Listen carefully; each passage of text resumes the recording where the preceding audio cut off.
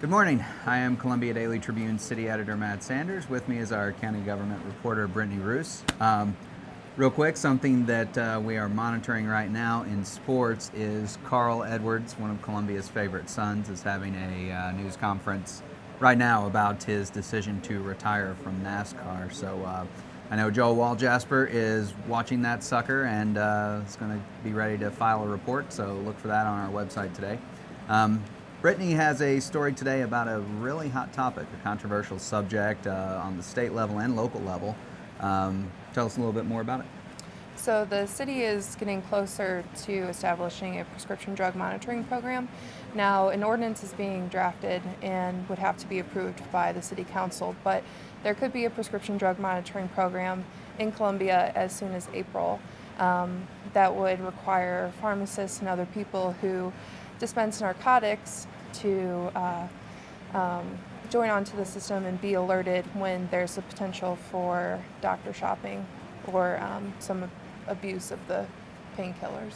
So, of course, health authorities have called, opiate abuse in particular, opioid abuse, and abuse of other prescription drugs. It's been called a public health crisis and something that we're definitely dealing with right now. So that's a way to try to, maybe lessen how bad that crisis is. Of course, there's also some worry, though, because, just because the city is doing it, areas around the city isn't, people could go elsewhere to get their drugs and avoid being monitored by the program. Yeah, I talked to a pharmacist yesterday who said that if Boone County has it or just Columbia has it, maybe they could go to Callaway or Howard County to get their fix. And he said that he's had someone come as far as Florida to get painkillers. Wow.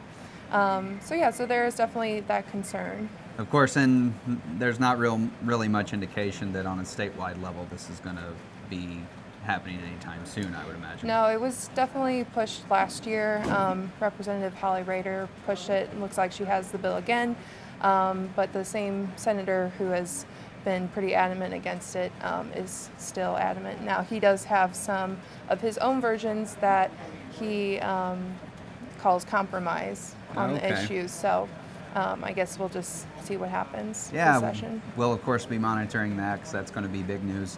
Some other things that we have going on today on our website now, you can read about the Community Land Trust. Their board met for the first time last night and accepted some loan terms to actually get that started. They're going to now solicit bids for construction of some houses that will be, the idea is that this will be affordable housing that people with lower incomes can buy.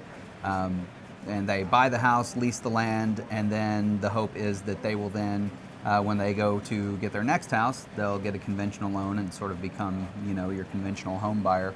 And some other stuff we're working on. Roger McKinney he has talked to members of the Centralia Board of Education. They decided not to pursue an increase in their school tax levy this year. That had been talked about. Some other school districts have done or are doing it, but they decided against it. So look for those stories later on our website and in print. Of course, you can always reach us via our social media accounts, Twitter and Facebook. And if you have any questions or comments for me or Brittany or anybody else, just send us an email.